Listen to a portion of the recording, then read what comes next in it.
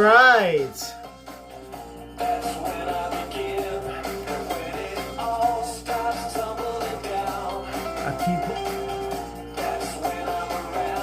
I keep on rising, and I will keep on rising. I keep on rising. I wanna keep on rising, rising. Yo, yo, yo! Cricket Rockstar Nation, how we doing? 1 down, 2 more to go! What an emphatic display from the Trinbago Knight Riders to knock out the Antigua and Barbuda Falcons out of the Caribbean Premier League and are into the second qualifier on Friday, where they'll face the loser of the Guyana Amazon Warriors St. Lucia Kings match, which is the first qualifier, which happens to be on Wednesday night. And to all of my Cricket Rockstar Nation, especially those all across Trinidad and Tobago, wherever you all are supporting the Trinbago Knight Riders, what I would like for you all to do is please dress up in your red, white, and black. Or should I say, dress in your TKR gear if you're supporting TKR on Friday for the love of the Knight Riders, or should I say for the love of Trinidad and Tobago. Let me tell you why.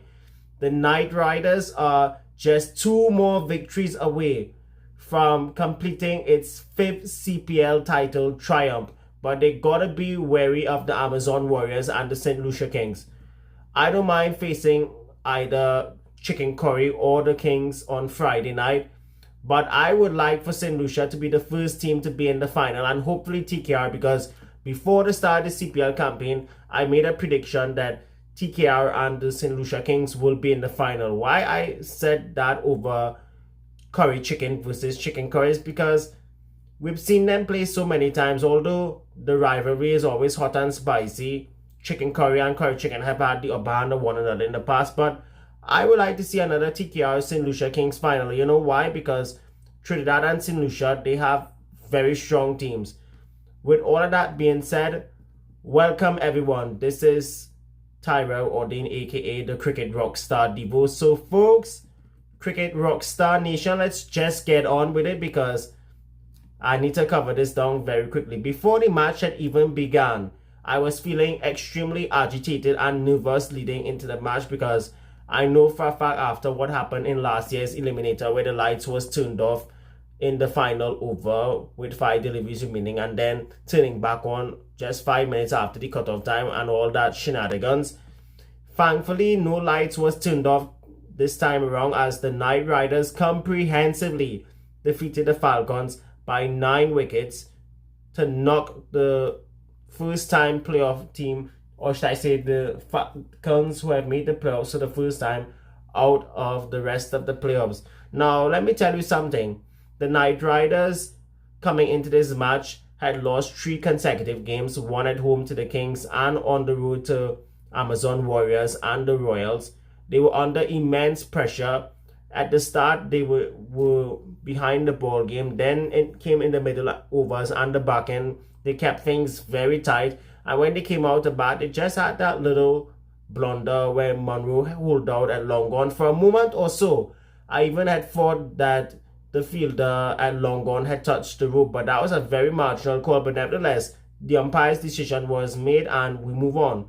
But nevertheless, all that fear is gone now as the Knight Riders emphatically are 1 victory away from reaching its 6th CPL final following its dominant display against the Falcons. Now, Falcons was sent in to bat by the Trinbago Knight Riders. Now, the reason why TKR have not been winning games was 2 things. 1, they were fooling around after qualifying for the playoffs. And 2, they wasn't winning the toss at all and was also struggling with wrongful tactics most of the time. But that will be for another time.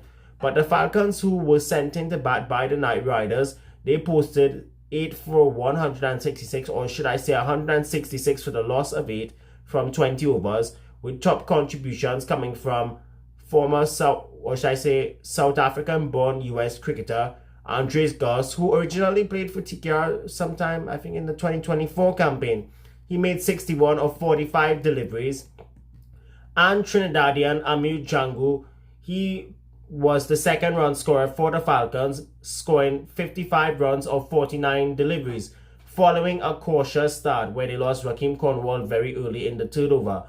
However, there was a tale of halves as the first 10 overs belonged to the Falcons, and then the last 10 overs was even Stevens as the Trinbago Knight Riders in the final 10 pulled things back courtesy Saurabh Netravalkar, who was the pick of the bowlers for TKR with figures of 3 for 23, and mind you, he is a temporary replacement for Mohammad Amir, who we aren't sure if he's fully fit for the remaining games of the campaign.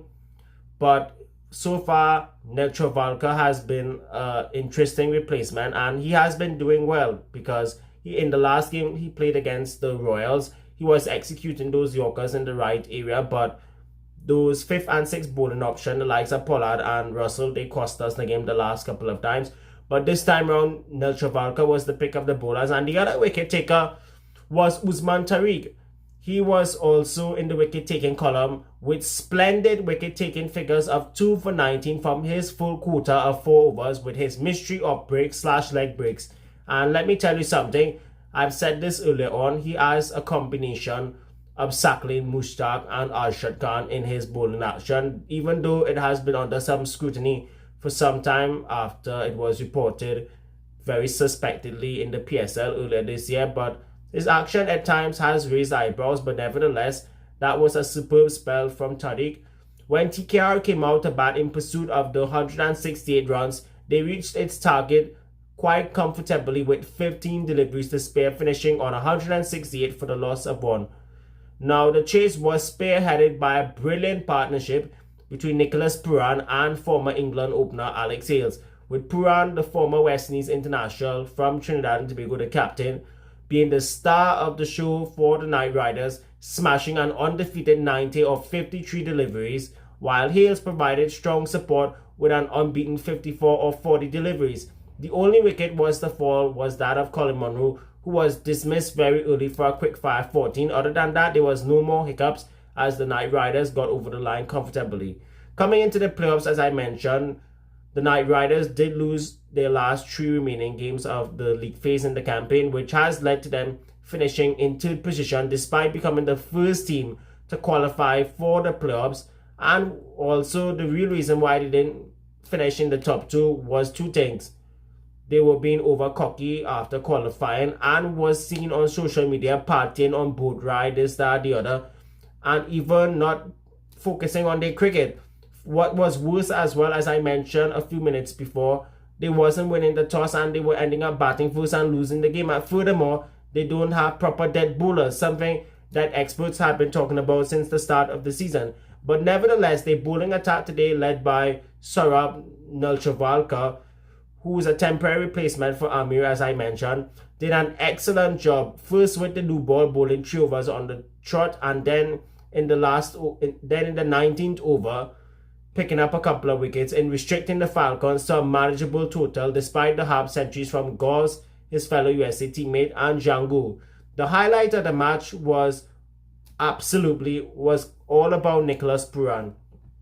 He played a wonderful captain's knock with his aggressive, well-paced innings, which simply took the game away very easily from the Falcons after playing cautiously and sensibly most of the time. Although he did have a couple of run-ins with umpire Ryan Banwari, thankfully I should say, both of them did make peace after the game. And the reason why they did have a couple of run-ins because Pooran wasn't happy with a couple of decisions that went against him. Thankfully, they were overturned via DRS. Had it wasn't for DRS, it would have been controversy here and there.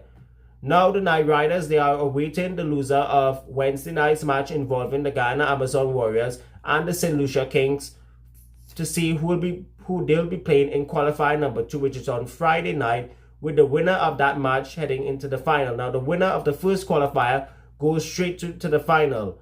They have days off where they can plan and strategize, while the second qualifier, the loser of the first qualifier and the winner of the eliminator, must battle for that other final spot.